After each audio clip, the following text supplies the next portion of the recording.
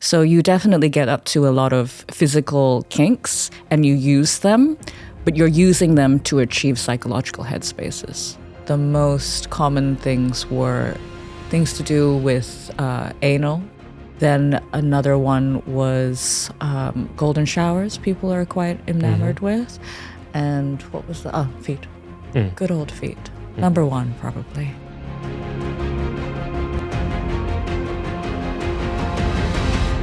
Hello and welcome to this episode of Extraordinary Lives, the podcast brought to you by LADbible.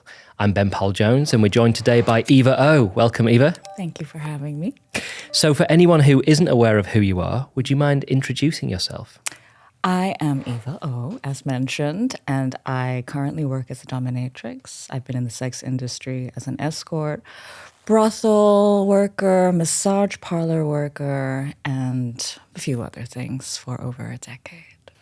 Okay, so it's a fascinating industry. We met you previously on a different video we did, and it's something that we felt would be interesting to explore more, especially the dominatrix element. I think it's something that people have impressions of through popular culture, films and TV, but maybe don't know exactly how it works.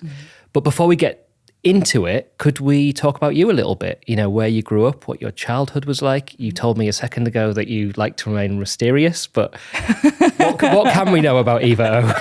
Mysterious? I don't know. I think there's enough information and exposure of me out there that it's not so mysterious anymore. But how I grew up, I was born in Southeast Asia to a very mixed family, partly English also. And we traveled a lot from my birth. So everything from Southeast Asia, Australia, Europe mostly. And it did something to my voice. As you can see, it's kind of from everywhere. And I was very lucky to have all of those influences. And somehow I ended up here with you. And as a child, were you an outgoing person? Were you shy? I don't know how I would describe myself even now. I think on one hand, maybe shy is never the word, but I don't need to be the center of attention. And I think that was the same then. I think I've always been interested in observation. And I was happy to insert myself if I felt excited by it, but happy to sit back also. Observation, so people watching and... Yeah. Yeah? Yeah. Maybe even more so, you know, how those people like to sit at cafes and look at people going by. I almost don't do that. I more like to see the detail. And I guess, what age did you find yourself becoming interested in... And look, throughout this conversation... if I use any terms or words that aren't how people like to be described, please let me know. But what age did you find yourself becoming interested in sex work? When I first entered this industry, I was naive and I didn't even understand that it was sex work. When I was 27, I went for an interview in this BDSM dungeon, and I had come to the end of a probation at the most luxurious corporate job that I had ever been offered, and I was over it. And so I looked up this term that an ex of mine had mentioned, the word dominatrix. I had an idea of this woman in leather and standing in some sort of independent position, but I didn't have any particular clue. It was just me following a crumb because I knew I wanted to do something different, or even just for a little while. And so I thought, let's Google this. I found a space. I went in for the interview, and the first question they asked was, have you ever been in the sex industry before? And I naively said, this is the sex industry? So what did you think it was? I wasn't exactly sure. Just something different and exciting? Something to do with power and something to do with the psychology of playing with power, which it is. And which it is mostly, but because it interacts with people's sexuality, I consider it a part of the sex industry, and I realize that now. Yeah. So you said you were in a corporate job beforehand. Correct. And also 27 feels quite late to me. Old? No, not old. I mean, I'm a lot older than 27, but just quite going. Late. Were you? What do you mind me asking? What were you doing before this? Then, what was this kind of corporate life that you had? I started off in my early 20s and went through a huge progression of different things. I think that I was always looking for some sort of creative stimulation, and I was definitely very idealistic, maybe still so. And that just brought me through a lot of different options. So I started off as a performance artist. I had a ballet background, moved into production, moved into the advertising world for a little bit, worked at the UN for a little bit in refugee research, did a design research stint, had a sustainable design agency, and then moved into strategic consulting. Wow. Yeah. And so I was very mobile and happy to be open to life and information and experience. But it reached a point where I wanted to do it for money. And that was when I realized that money often equated a squashing of my ideals. Okay. So it was hard to be paid for the thing that you really wanted to do. Well, I was fascinated with the research that I was able to do, but I wasn't enamored with how they were using that research. Okay.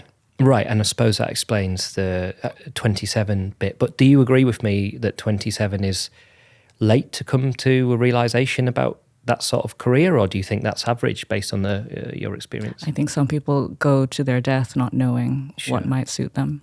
Okay, yeah. So you followed the crumb, as you said, from an ex-partner who'd mentioned the dominatrix. He was joking. Okay. And I find out we're quite close. Okay. He was like, that was a joke, but okay, you took it. Okay, so you go for the interview and they Yeah. said, have you ever worked in the sex industry? And presumably you said no? I said, no, is this the... Oh, okay. And then what happened? And then they went, why don't you start? And we can see how you are in 2 weeks. That's the only way we'll know, basically. Okay. It was maybe a 5-minute interview. Yeah. And they were right. They were right. They'd seen so many of me before, I guess. So I stuck out the people who worked there. I was enamored with the job. I was motivated. I wasn't earning anywhere near as what I was earning in those first few years compared to what I was earning in the corporate. But it was engaging enough for me to slug it out. And do you mind me asking, like, when you first started at that job, is it what do you do? what happens in those places? Well, essentially the job is clients come in with specific ideas about how they want to have an experience, usually around fetish, often around power play. And you are there to carry out this fantasy scene for a moment in time, an hour, maybe more. And what happens within that is according to what they are interested in. But a lot of the times when you approach a dominatrix, as opposed to maybe a fetish escort, you're looking for that power exchange, somebody to take charge of how you might emote, how you might move through space for a little while. Okay, that's interesting. So can you tell us about your first experience? You know, when you first joined that BDSM dungeon. I guess what I find interesting about it as a concept is, like, how do you know what to do? Like, you know, I said to you earlier, we've met Danny D, who's a porn star, and like, it's very clear what you have to do as a man in that situation. It? To be good at it, I'm sure is, you know, complicated. But as in, how did you know? What you've just described sounds like it needs quite a high level of empathy, psychological reading and understanding. Yeah. You know, it feels like you could upset someone as much as make them happy. Oh, yes. Okay. So how do you know what to do on the first? Do I know what I'm doing? It's 10 over years in, and I still feel like I have to be careful and that I'm learning. Right. Yeah. It's amazing to be able to toy with people's minds, but like you said, it's a dangerous place. I observed... I did end up sessioning on my own that first day, which I am amazed about, but I was mostly observing how other people were doing it. I was invited into their sessions. I was helping them do certain things, and I just picked things up that way. But I mean, in the first few minutes when I entered on my work day, I sat down in the waiting room with all the, like, there were maybe 3 other people on shift that time. There was up to 25 sometimes. But there was 3 other people Oh my in the God, morning 25. shift. Yeah. Obviously, they had been told to watch me a bit. Now I realize. And one of them said to me, so have you worked in this before? No. Are you into kink at all? No. So why are you here? And I thought about it and I said, I think that something about this psychology really fascinates me. And she said that that's going to be the hardest thing to learn. So that's good that that's the start of it. Yeah. So you definitely get up to a lot of physical kinks and you use them, but you're using them to achieve psychological headspaces. Can you expand on that a little bit for us? So let's say, just for very simply, bondage. Say you're cuffing 2 hands that are normally mobile, used, legs that usually can take you somewhere. You're cuffing them. You're putting people in a vulnerable position when normally they have such freedom.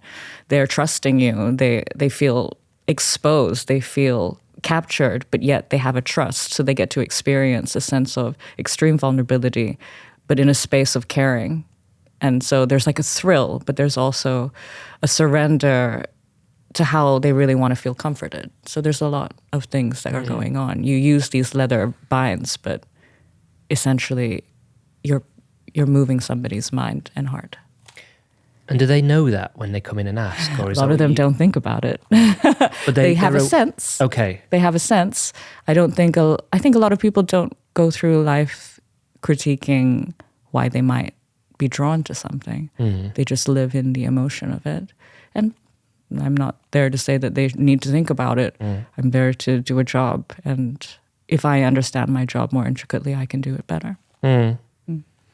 So on that first day when you went in and you were observing, like how did it feel? Did it feel anxious or exciting, or what was the feeling?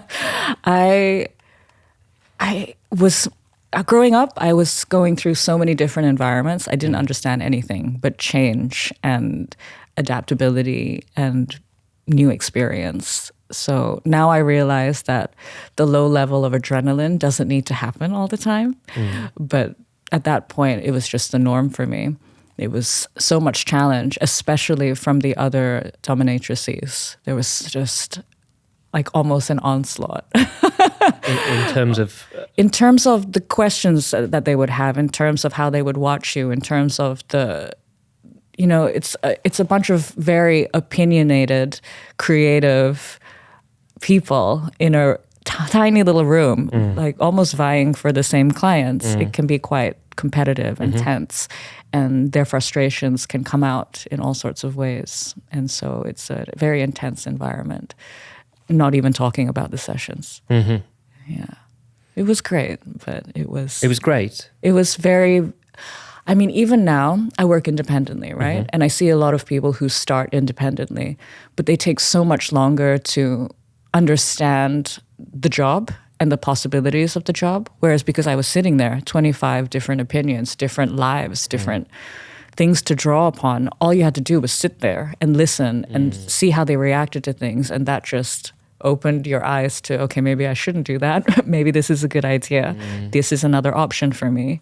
It taught me so much about the job, and I still draw on that today. And so what you described a minute ago about the hands being bound and the feet being bound sounds psychological. Is it also sexual, or sometimes sexual, or always sexual, or doesn't, how does that aspect work? Because I think the majority of people who, like myself, who are a bit unclear on how that industry works, the impression is that people go there because they want to get off. Yeah. Yeah. And I think a lot of the times people do, but I mean, what is getting off? Is it like an escape from your drudgery? Is it a sense of euphoria that you're missing? Is it a moment of connection? Is it a moment of pleasure that you don't allow yourself? It's many things. So it wouldn't have to always be connected to like a base level of sexual gratification. I mean, love a base level of sexual gratification, but sexuality is such a key to so much more of who we are. So sure, we go to get off, but that means so very much to me, at least. Okay.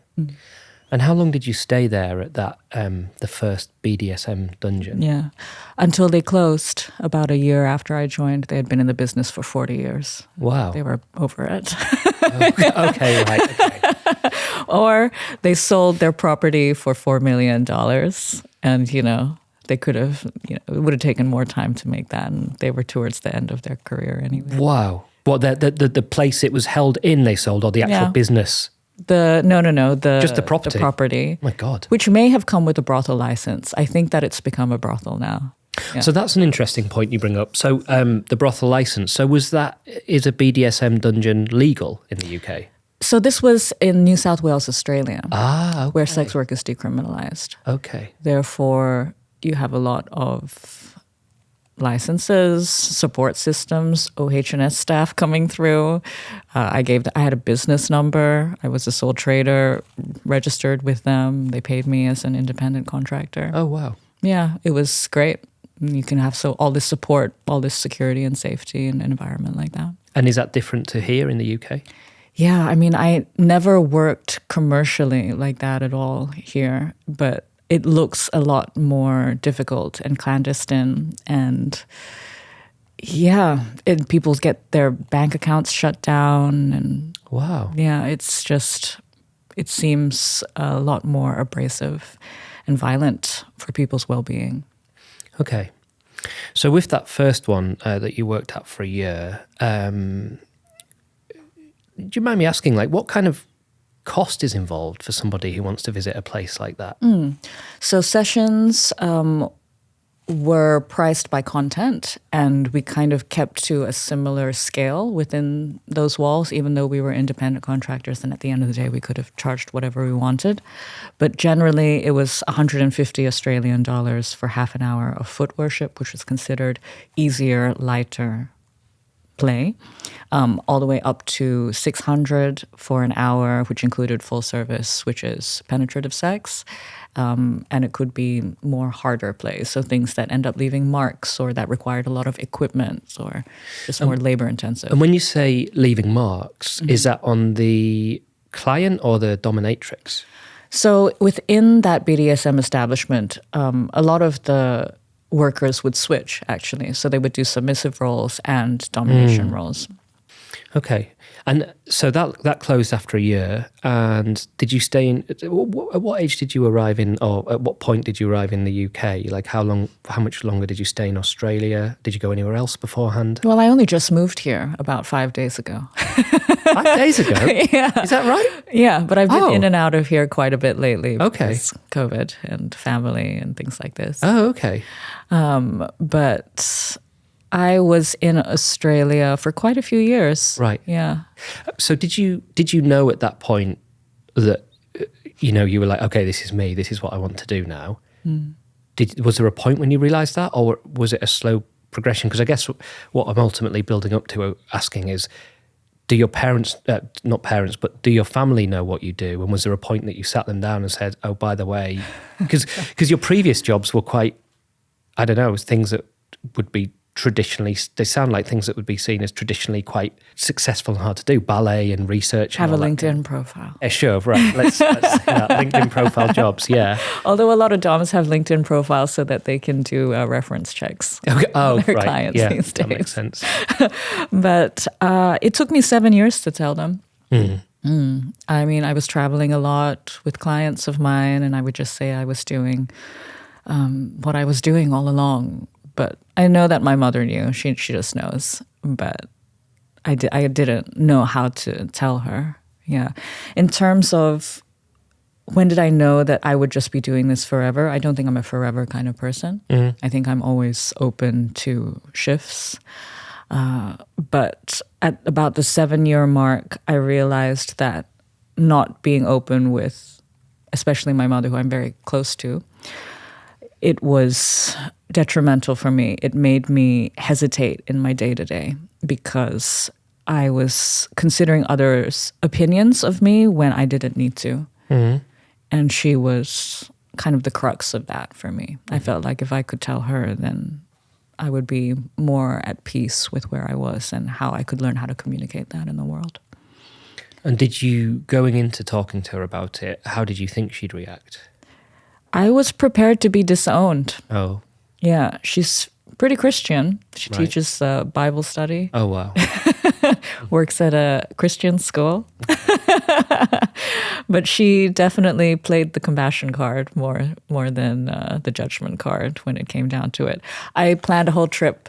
We were going to go to her favorite city, and I brought my family out, paid for everything, and it didn't end up telling them. What happened was that they left, and I texted in the family group, I'm staying behind to work. And she said, oh, what work is it? And I said, professional domination. So it was WhatsApp. Oh, wow. It to everyone at once? Oh, it was just my parents. Okay. Yeah. And she said, really? And then she went to the private chat and said, okay, give me some time. I said, do you have any questions? She said, give me some time. I'll come back to you. And then we just acted like normal, whatever, for a month. That's an amazing way to do it, though, actually. Just to digest. Yeah, like most people, I think in situations where they've been told something like that would dive straight in, wouldn't they? But to have the presence of mind to say, give me a bit of time to think about this. Yeah, she's an incredible person. Yeah. And then after a month or so, she came back and I took her on another trip. Okay. And as soon as we were alone, the questions came. Yeah. What are your motivations? What are the client's motivations? What does the interaction look like? What does the interaction look like when you're not together? Do you feel like it's fulfilling? Do they feel like it's fulfilling? How does it impact their life? She was just like, all right, I want to know. And within half an hour after that, she was joking about it. Yeah. Wow. Yeah. She's got quite a mind. I really and were you able to be honest in your responses? Like, what do the interactions look like? Were you just completely open? I didn't go too much into the sexuality aspects of it. Yeah. But to be frank, I guess I live in the psychological aspects mostly anyway. Mm-hmm. So maybe it was more authentic than not. And now she asks me how work is, and I'm very shy to go into detail. Okay. But it's an open conversation now. Okay. Yeah. This is Ben-Powell Jones. We're just going to take a break from today's episode to talk about one of our sponsors, BetterHelp. This show is brought to you by BetterHelp. How much time do you spend on yourself in an average week? So easy to get caught up in what everyone else needs from you and never take a moment to think about what you need from yourself. But when we spend all of our time giving, it can leave us feeling stretched thin and burned out. Therapy can give you the tools to find more balance in your life so you can keep supporting others without leaving yourself behind. Therapy is something I've used several times in my own life. I think sometimes we think it has to be for huge events or massive changes, but I like to just use it every couple of months or a couple of times a year, check in on myself. If anything's feeling like a struggle, book a few sessions, top myself back up. Visit betterhelp.com/minuteswith today to get 10% off your first month. That's betterhelp, HELP.com/minuteswith. Now back to the episode. And obviously you said earlier that sexuality is very broad, and I guess the industry is quite broad too. Was the industry something you were interested in exploring, or was dominatrix the thing that you were only interested in? I never realized, okay, so do I think about something and think that I want to try that? I don't think I'm so pointed. I think I get a little sense of something and then I'll dip my toes in and then see if it suits and then see how it looks even more. I think that's more how I work rather than saying I will have this goal for better or worse. And I had this archetype in my head of this woman in leather, and then I got myself into this dungeon and it worked out really well, right? I just had a thrill and an engagement that I didn't get before then. And sitting in that waiting room with all the other workers, they would talk about their lives. And a lot of them were working at brothels. A lot of them were doing escort work. And I thought, okay, I'm here. This is a resource. Let's just try this. And so I looked for an agency, an escort agency, and I went for an interview. And the first one really didn't work out. They tried to send me on a tour. So that means that you're traveling out of the city as my first job. So I would have been booked on my own in a hotel room. And I just thought no. And so I got a hint from a makeup artist on a shoot for the escort agency, and she told me about a more reputable agency. And I contacted them, and they were lovely. They eased me into it. They found a client that was more kink focused first. And yeah, it was more exploratory. And when you say a client that's more kink focused, how do you know how to service a kink if you don't feel it yourself? For example, if you have no interest in feet and somebody says to you, I'm a foot fetish. I mean, I probably sound like the most clumsy person trying to describe this word. Say the word fetishist? Yeah, fetishist. But if someone tells you, I like that, and you don't understand why that's exciting or sexy, how do you provide that service? Oh, the thing is, when you see somebody react to the thing, you understand why it's exciting. Oh, really? Yeah. Well, at least I do. It's like maybe I don't find, I don't know, tables that exciting. Yeah. But if you see somebody light up about it, you're like, oh, that's cute. Okay. Here's a table. Here's a table. What about that table? Okay. So is the exploration of different kinks, does it take the same sort of pathway as in seeing their excitement and then... For me. Okay. For me, I love to see how people react to things, and I love to see how invested they are, so I can be very versatile in what I am happy to explore or not. And that also comes for better or worse. Sometimes it pushes me into areas where I haven't been so comfortable, and I've had to figure out in my mind whether I want to navigate it. And then sometimes what it would makes make me you realize uncomfortable? When they start to ask me things about my life. Okay. I guess, yeah. Because I am quite open, I didn't understand what I needed to keep to myself at an early stage. I had to learn that. Yeah, and that where things would bleed. So you said there the stuff that made you feel uncomfortable was sort of blurring the lines between, your private life and your professional life. Is there anything that's ever made you feel uncomfortable, as in, have you ever been with a client where you thought the fetish was coming from a frightening place? Or, you said earlier about you didn't want to go off to a hotel room for your first job with, you felt that was potentially unsafe. I don't want to put words in your mouth. Didn't know what to expect. You didn't know what to expect, and to be isolated in a city I didn't know didn't sound like a good idea. Sure. On a brand new job. Yeah. Yeah, I had a lot of hesitation, so I didn't go with that. But the only time that I've ever felt a little bit overwhelmed by somebody's desire is a foot fetishist came in, and they were not interested in power dynamics. They were just enamored with feet. And so what happened was I was sitting on the bed and they were on the ground, and I kick off my shoes and I put my feet on his face. And then all of a sudden he stands up and pushes the feet into his face and me onto the bed. And that was the first time that somebody had taken an assertive action around me. Normally, it was all just following as I said. But as soon as I said, excuse me, no, it ended. But it was the only moment where I realized that, okay, so there's a difference between somebody who's there for the fetish and somebody who's there for the power dynamic. Yeah, and I'm more interested in the power dynamic. Yeah. Okay. And you mentioned earlier about, you use tables as I think as a joke. But I mean, is it possible that someone could come and see you? Can you have a fetish in your experience literally about anything? We've all seen documentaries about people who fall in love with roller coasters or cars or things like this. But is your experience that it tends to be the same sort of 5 topics in circulation, or do people have things that are very unusual fetish that are probably you've only seen once or something like that? I think, we can just go with statistics in the house. And the most common things were things to do with anal, because bodies have prostates. And when they get stimulated, it's apparently very engaging.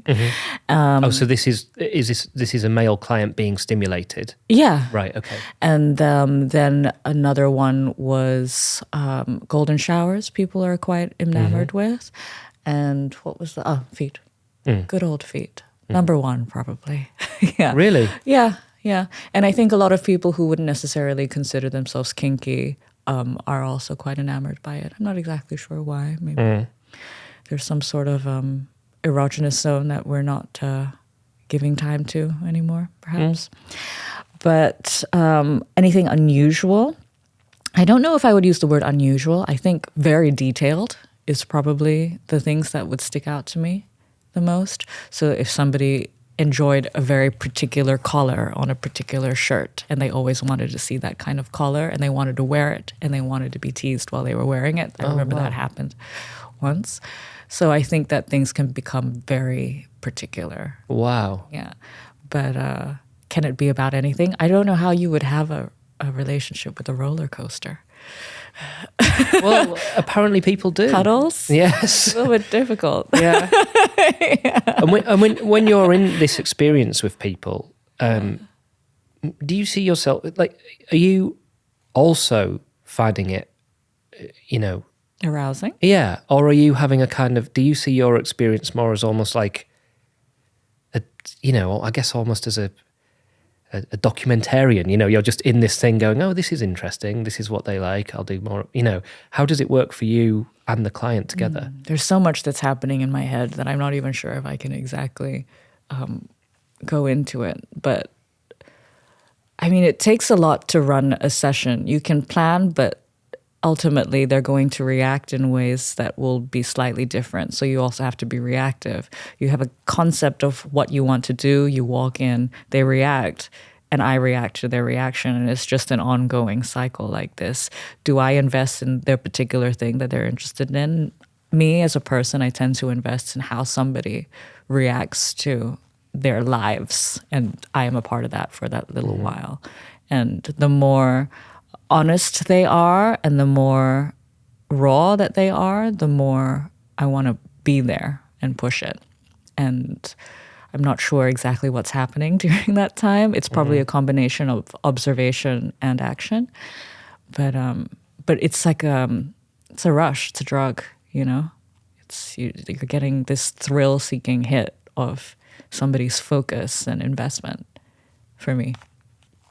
So there's something there for you. It's beyond a paid job emotionally. Yeah, because I am not entirely motivated by money. I've always needed that. I think that's where the idealism kind of still has remnants. Yeah. Have you ever got into a situation with a client where there was lines blurred in terms of connecting with them on a deeper level? Yeah. It's another thing of mine. I feel like I almost fall in love, every time. Every time? In a way. Right. Those the little rushes that you can get when you meet somebody that you're attracted to. Because I love to see that rawness in people, and day to day people are hiding that from you. I feel honored, I feel thrilled, I feel captivated by it. And so I'm very invested. And I've learned how to feel it for a moment and then step away from it. But it's a very emotional experience for me. And I know we've jumped around a little bit, but you left the BDSM dungeon after a year, and then after that, were you immediately just basically working on your own, taking on individual clients? So during my time at the dungeon, I joined the escort agency. And after the dungeon closed, I continued at the escort agency, and I figured out how to start branding myself as an independent dominatrix as well. And I kept some of the clients that I had been seeing, and I was advertising. I had my own website. I never had my own website by that stage. And I still didn't understand what social media was. I only did that in the last 5 years, I think. But yeah, I started to do really well. And it was pretty full on until, I decide not to be full on now. Yeah. And what kind of clients would you say at the beginning there? Who were your clients? It was really all sorts when I was in the house. The house had such a long-standing reputation and a relatively affordable price point that it brought everybody from legal age up, But when I left, I decided to price my sessions not by content anymore. I was just going to stick to time, which is something that I learned from the escort agency. So my time was 700 Australian dollars an hour, which was unheard of in Australia back then for a dominatrix. For some reason, they were always priced less, which I never really understood, because for me, there was a physical aspect and like a schmoozing aspect to the escort work that was hard work for sure. But the mental things that you had to run through as a dominatrix, it felt like it cost me a lot more. So I did the same rate as my escort rate. And it worked? And it worked. And it worked. I was fully booked to the point where I burned out. Yeah. Because I just thought I was part of this thing where we had to do 3 shifts a week at the dungeon at 8 hours, which is, fine, because it wasn't like back to back or whatever all the time. And I guess when you have that environment, you have a receptionist booking for you, all the gear is there, you don't have to clean it, you don't have to do anything in a lot of ways, security, etc. But when you're independent, you have to do everything yourself. And I was using the work schedule, but doing everything myself. So it was actually more, and it was just too much. I burned out, and after a series of events, a partner of mine said, well, why are you not just charging more? And that's when I started to edge up and up and up and up. And now I just, I priced myself out of all of the people who I used to be able to meet. So in the day. do you see, did you see a change in your clientele based on that period of time? Yeah, but it's only because of the price point. Yeah. Not because of me or, So what, I guess it changed from anyone who wanted to experience that to only the people who could afford what I was asking for, which are a very small amount of people, sadly. And have you continued to raise your prices? I still am open to raising them.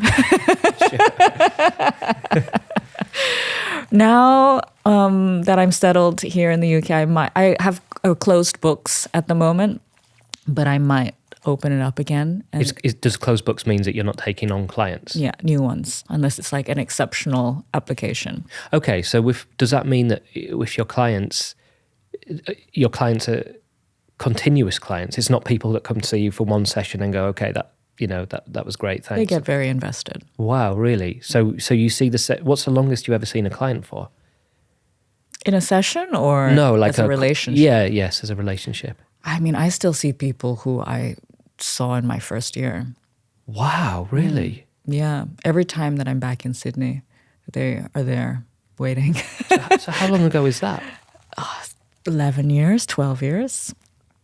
And are these people, do they tend to be single people or married people or? All over. All over. And do you think with the married people, do you think that their partners know about it? Or some of them. Yeah, some do, some don't. And why do you think, so somebody who's married, who's been married for a long time, who comes to see you, why do they need to come and see you instead of experiencing it with their partner? Why do you go and watch football with your friends instead of your partner? I mean, it's not exactly the same thing, but we have interests that we like to compartmentalize. We have parts of ourselves that we don't want to show other people. Sometimes the partner's just not interested. And why would you force that on somebody when you have a relationship that you otherwise are interested in? And during the period you were developing, so you said a minute ago, a partner said to you, why don't you put your prices up? So over the time that you were beginning to do this job, did you have partners that, unrelated to the job, personal relationships? Did you have those at the same time? Yeah, many different ones. Lots of different dates, lots of different partners of varying intensity. Yeah. And would you tell them about your job, or would you just see how it goes for a while, or what was your kind of thing there? Pretty much from the first BDSM dungeon job that I had, I started telling everybody in my day-to-day life. Yeah, that was what I would offer up when people would ask what I did for work, unless I thought people really wouldn't be able to handle it. Yeah, which is rare, thankfully. And how did did you ever have any issues with relationships based on what you do for a living, or not really? People would say that they wouldn't have issues, and I would always be as transparent as I could, and I would include them on my thoughts around my work, just like any other job. But sometimes it would be turned on me eventually. They might say, how could you choose to do that when you're so old? Or I think what you really need is somebody fully in that world, and not, it's just people projecting their lack of awareness of what they're looking for onto me. Because I'm very frank about who I am, what I do. I try to include people. It's very clear. They understand about my clients. I even talk about my clients with them. And at the moment, I have a few people in my life who take it on board very well and don't hold things against me. And what's the difference between them? And I guess they live more in a community, and times have shifted. They live more in a community that is open to speak about where they stand and their hang-ups and be all right with them. Whereas I guess maybe 10 years ago, a little bit around there, it was not as much of a conversation. And so people had to suffer on their own and then project it on the people around them a little bit more. It's interesting you said earlier that you suspected. It sounds like you really respect your mum. You said that earlier. But you said earlier that you suspected she'd disown you when you told her. But for you, the job was what you would rather continue the job and have taken that risk. So it seems like it's a very important thing for you. I think it was less about the job and more about the honesty. Because if I had stopped the job, I still would have done it at some point. That makes sense. Yeah. And so it was about the quality of a relationship based on truth as opposed to what I was doing.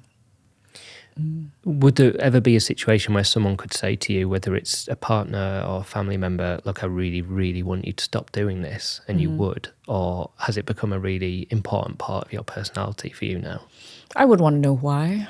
Why would you like me to stop?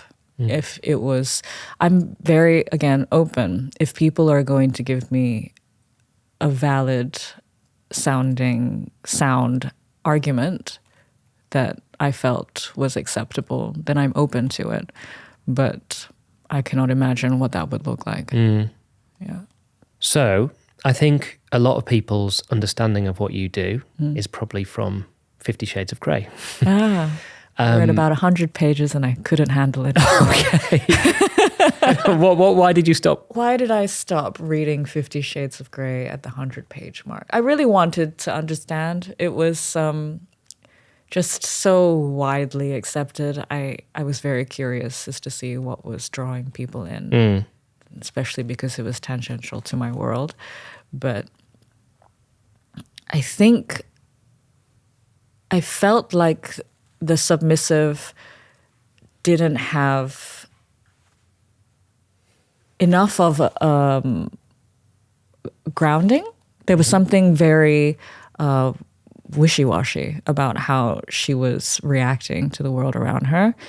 Not enough of a personality, I guess, maybe. And that seemed very untrue to me. And then also the way that he was acting was very, very shallow.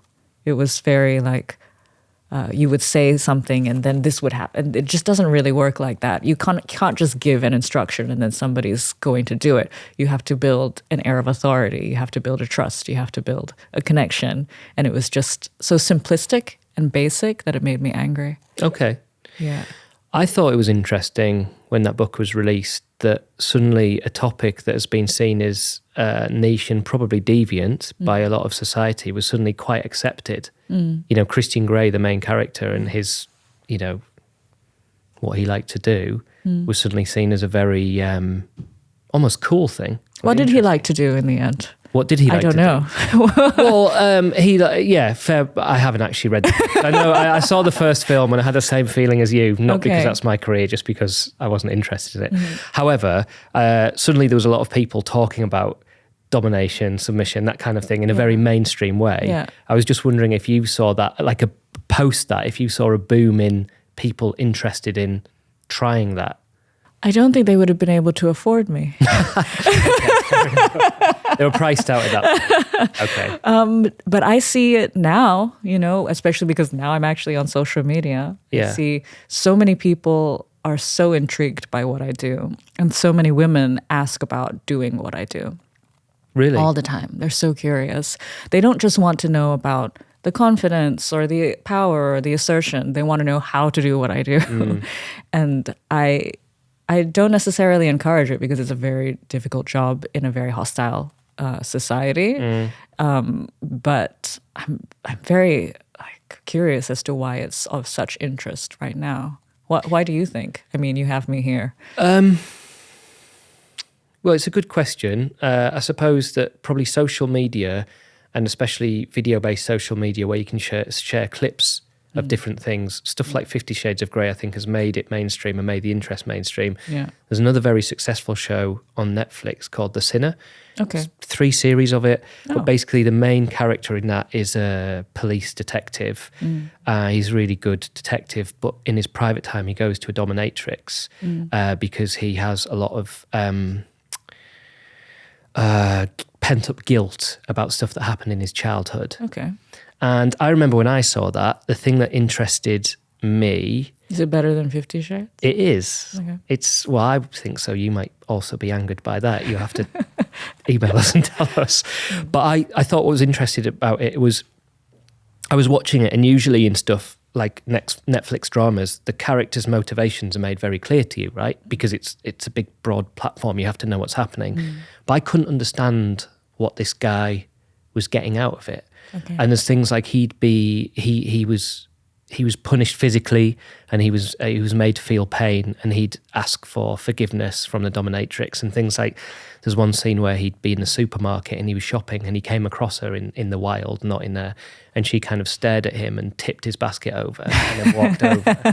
And I suppose for me, I'm not sure how popular that series was, but when I saw that, I became more interested in that world because it was clear to me that that's obviously been written from some sort of experience or understanding those scenes. And clearly the detective was getting something from it. I can't understand what he was getting from it. So I guess maybe there's an interest in why do people... the impression of it is that you go to a dungeon somewhere, you get chained up and you get whipped. That's the base level of, I think, what most people think it is.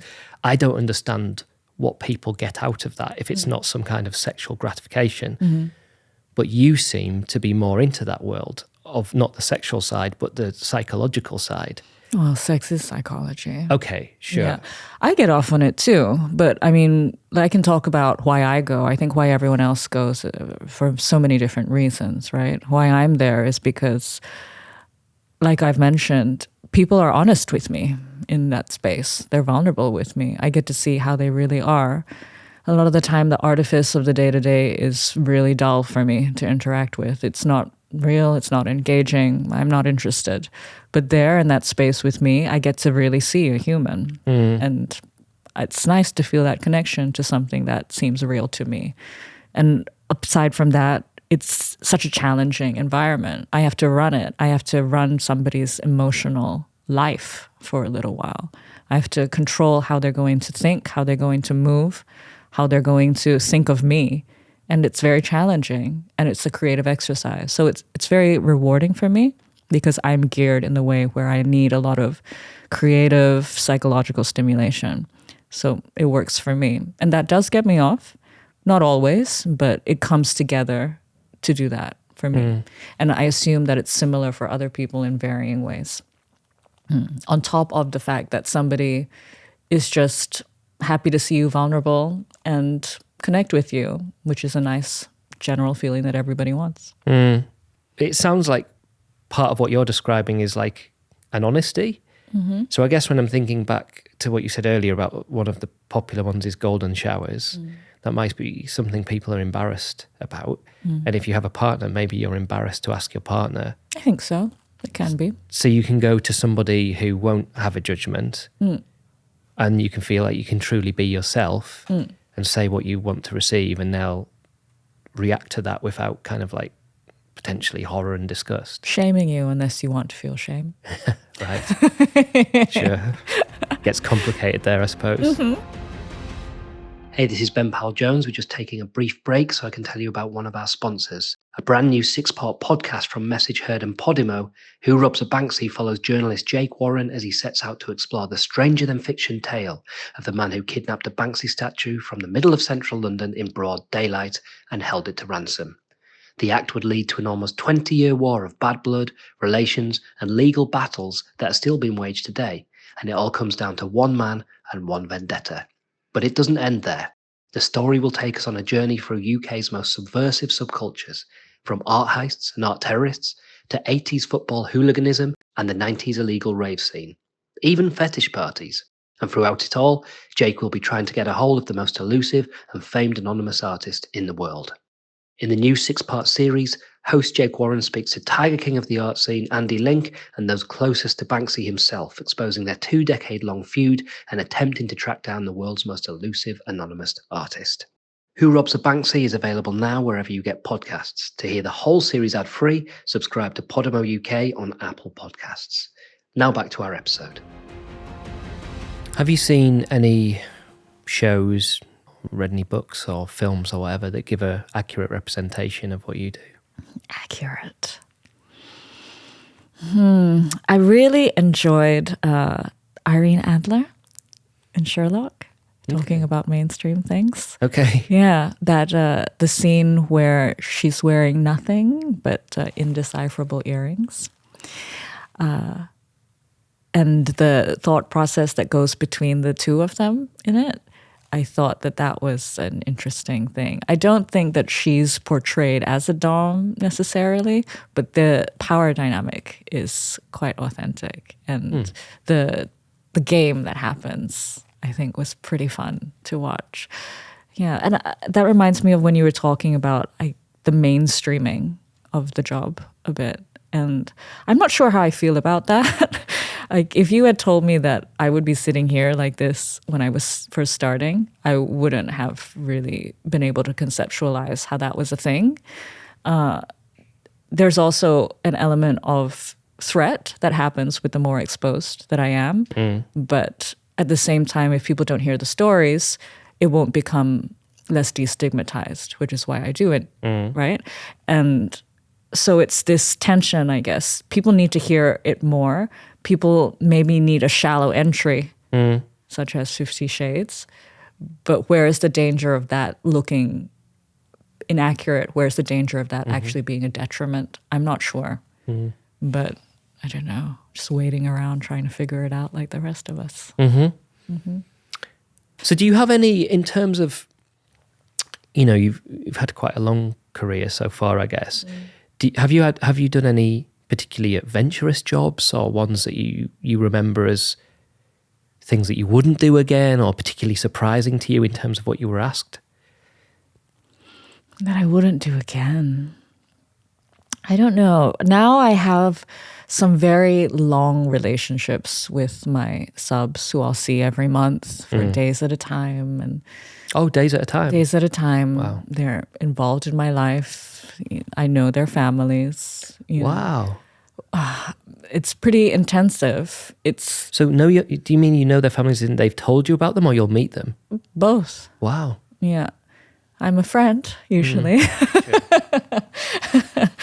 But yeah, no, I'm quite involved, and their lives have shifted because I've been in it. Their minds have shifted, how they approach their work, everything.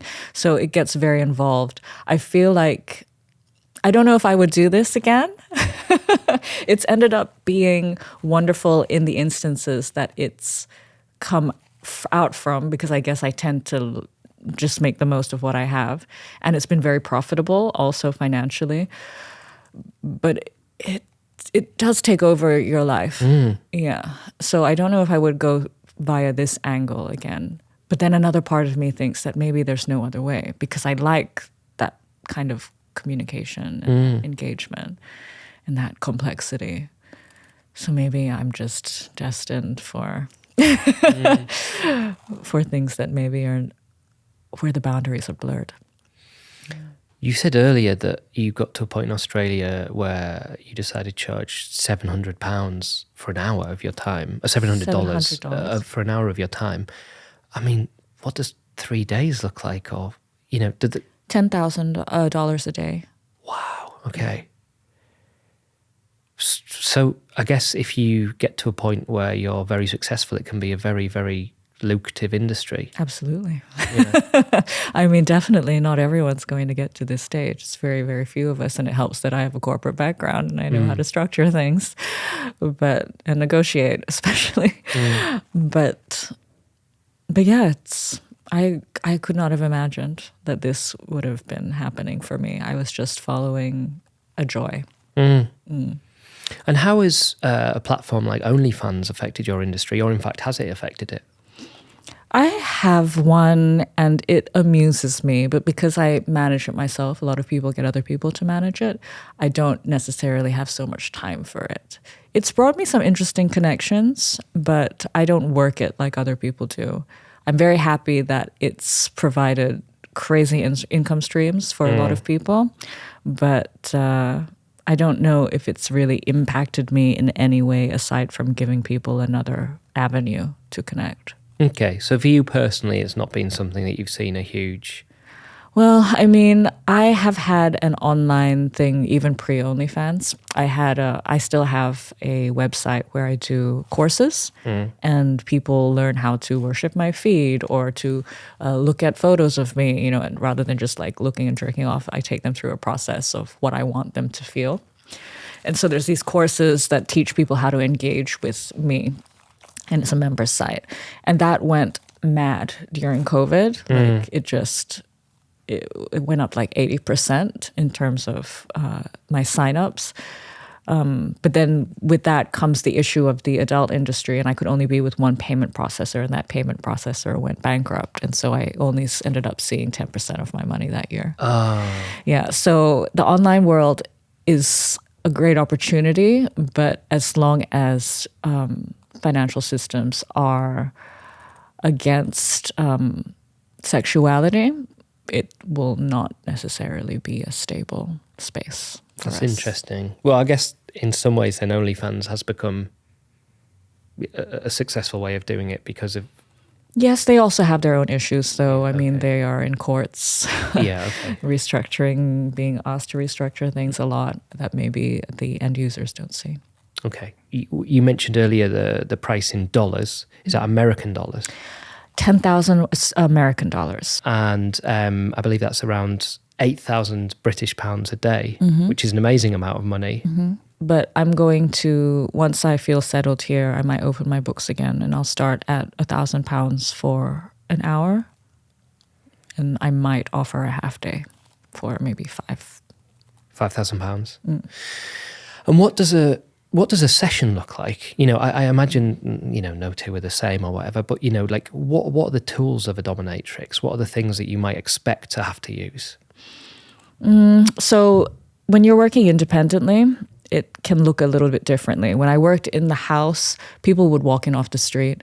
They would sit in the waiting room. You would meet them. They would ask for specific things, maybe they had a limited budget, and they would expect those things to be pushed into a session for a certain amount of time. Now you can run it however you want when you're independent. You can only accept sessions that are these three things. You can only do dinners where there's a power dynamic. It's really up to you. How I run things is I ask them to tell me why they want to serve me. I want them to be invested in myself as opposed to just their kinks. And then they can tell me a bit about their experience and what they hope for. And usually I will meet them for like social time, like just to get a sense of who they are and whether they are going to engage with me how I want to be engaged with. And then we can move into a space where I'll use the things that they're interested in to get the headspace that I want to get off on. Yeah. So it could be anything. They could be heavy bondage lovers, which is probably one of my favorite. There's a lot of leather, a lot of gear. It could be like somebody who is just simply into like chastity, and you just toy things around them not being able to have control of their own orgasm. You know, it could be them just wanting to be in domestic servitude to you. So coming and cleaning your house while you're there. It could be all sorts. Yeah. And what about the kind of, the stereotypical image like whipping people and things like that? Does that happen? It does happen, but actually a lot of people are not into pain. Yeah. A lot of people are not into I pain. understand that. Yeah, yeah. I mean, pain and how it transfers to pleasure is actually quite linked, but there's a lot of things that people have around their relationship to pain that helps them to avoid it. And so a lot of people don't ask necessarily to be whipped to feel torture. But it does get asked, and it is a really nice skill that I enjoy. And there is a lot of catharsis when you receive it and when you give it. But does everybody want it? No. And do you ever dislike your clients? Will you take on a client if you dislike them personally? Oh, long term, no. Momentarily, I probably have a moment of dislike for many people. But that's just human interaction. Sure. You know, it's not like I dislike the person. I just don't like what you just said. Yeah. Yeah, but that's okay. We can talk about it. Yeah. Okay. You seem very comfortable with yourself and what you do. Is there anywhere inside that makes you sometimes think, oh, if I could go back, I might not have taken this path? Or is there any, do you have any? You don't seem to have any doubts, basically, about what you do. Is that fair to say as an assessment, or not really? I think I have I'm not 100% sure of anything, but that's the only way that we can be. So I'm very comfortable with that. Do I believe that the way that I've chosen is the right way? I believe there is no right way. I believe there are ways that are going to hurt less people.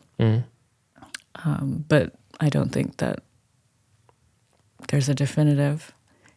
I think I'm more comfortable in the unknown than other people. So it might come across as confidence or no doubt, but it's just that I understand that we will never know, and I'm okay with that. Yeah. So talking about your clients, like what you've said now is you've got closed books, so you're not taking on clients currently. You're happy with the ones that you have. But once I get settled in London, I might feel more settled to do that again. But it sounds like you charge an amount of money that really would only be able to be accessible now by sort of highly paid businessmen, or would that be accurate as a representation? There's an entrepreneurial set who can also afford it, but I don't really like them. Oh, why is that? I guess that when it comes to corporate structures, you have to be able to operate within them and understand where you stand. And so there are more skills around getting along with people. I think that when you are a startup founder, there's a lot more things around being bullish and negotiation. And rather than clandestinely getting there, really pushing your way through. And that kind of personality set doesn't really sit very well with me. I like an elegance to your manipulation. Okay, sure. Not a bullishness. On the topic of manipulation, do you find that over your years of, exploring people's psyches, does that bleed into your everyday life with friendships? I mean, you must be getting a raw sense of what humans want, because in a lot of times in relationships, you tell people what you want based on what you think is the... I know. Yeah, what you think is the right thing for someone to hear you want. Whereas what you're hearing, I guess, is people at the base level being allowed to ask for anything. So do you feel that when you're in friendships with people, there's a control or a manipulation or an understanding or an empathy? I don't know how you want to call it, but does what you've learned through your career bleed into that kind of relationship? I mean, everything that we do bleeds into everything else. I think that I've cut a lot of friends over the years because they were not honest enough and engaging enough for me. I don't think that there's a sense of obvious manipulation going on that I worry about. I'd rather not have to think about that. I just want to gently exist and yet be entertained in my day-to-day interactions. And that's who I gravitate towards these days. It's a lot of other people who are also working in the industry, but also some who aren't. And how do you, so you said that you cut people who you don't find interesting, basically. You know, how do you meet people these days in terms of friendships or, you know, things like that? Where do you go to meet people that you think will give you stimulation? I'm not really looking for new friends. Okay, your books are closed on that as well, on clients and friends. I'm open to them. Right. But no, I feel very satiated right now. Yeah. If there was people, you know, listening who are, you said that people reach out to you interested in what you do, and a lot of women. Do you encourage people to pursue it as an avenue, or, you know, what advice do you give to people? Or if people are listening now and they're thinking that's something I've always been kind of fascinated by, what would you say? I would say figure out why you're fascinated by it. Is it because you enjoy how you see me communicate and that's what you want for your life? Is it because you want the fashion? Is it because you want the money? There are many ways to get all of these different things. Maybe choose a way that isn't necessarily something that the government and society says is very wrong right now, unless you think that you really have, you know, the guts to challenge that. Because I'm not saying that we should do what society or the government necessarily tells us every time. I think that these things should always be open for discussion at the very least. But whether you have the fortitude and the support system and the space in yourself that will be challenged, and you're ready for that, then you need to think twice about doing this. Yeah. I think a lot of the times people enjoy seeing this archetype of strength. I think that might be the thing that people are gravitating towards, trying to find a power for themselves. I mean, I wouldn't know how to begin to tell people to do that. I can only tell people how I am and how it works for me. How long do you think you'll do this for? It's very hard to say because it gives me such mental challenge. So I don't know if I will want to end it. Yeah. What do you think you would have done if you hadn't done this? I feel like I would have been... I would have followed my father's footsteps into law, which wouldn't have been good for anybody.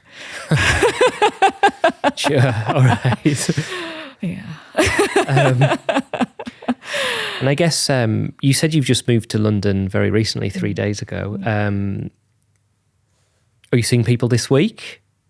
My main slave is coming to town next week. My main slave, wow. Yeah. Wow, you haven't used that term before. Is that the lingo? Well, for him, yes. Right. Yeah. And what would so you said a submissive earlier.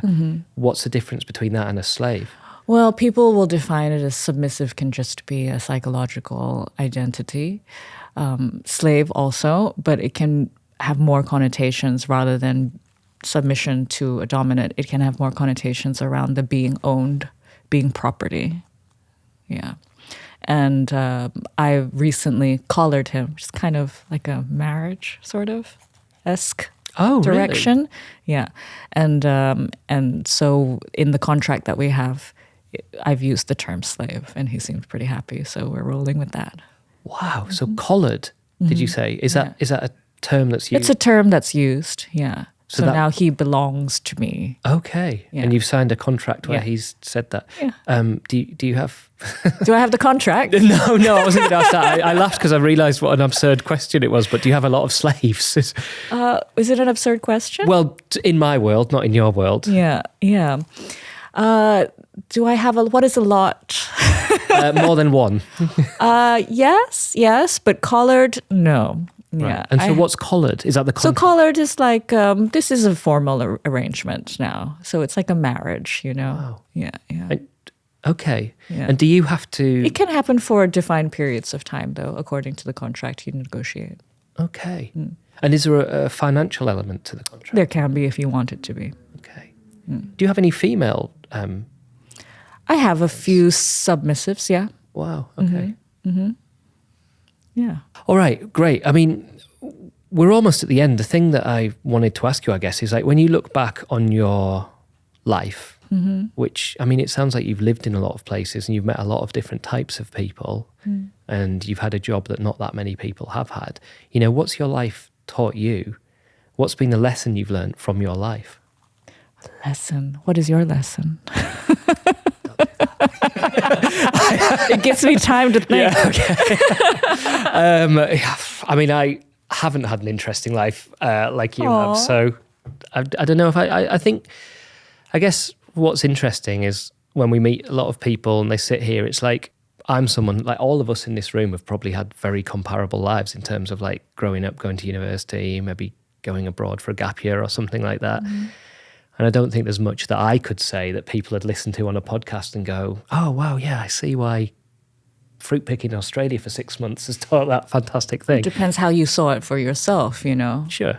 Yeah, I mean, and also that's an incredible opportunity. How many people in the world get to go to another place to work a totally different life and come back and be able to feed themselves? I mean, it's a luxury.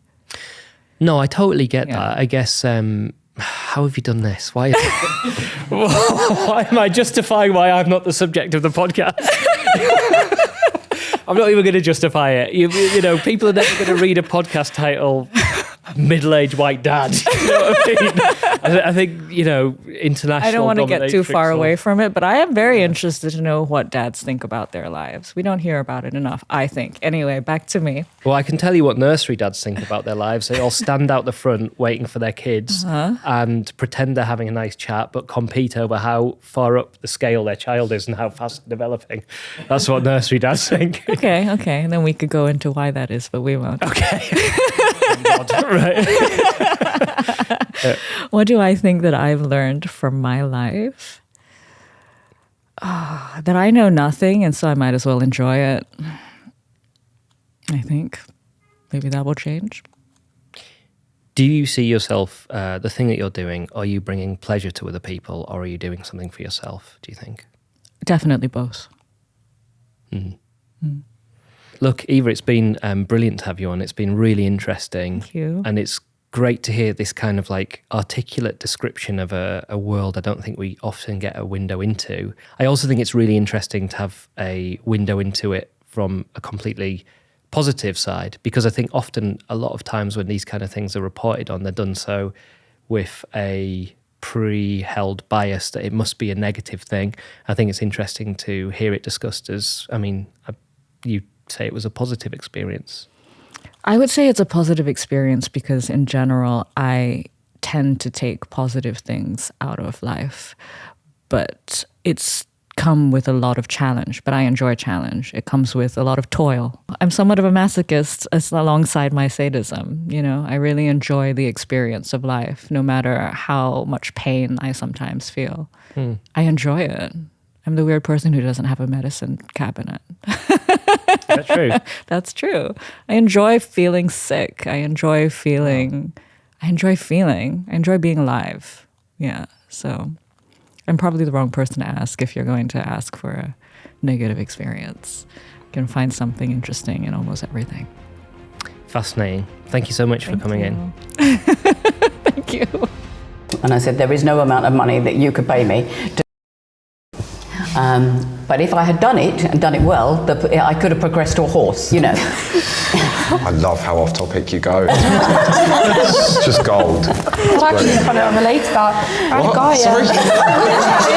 yeah.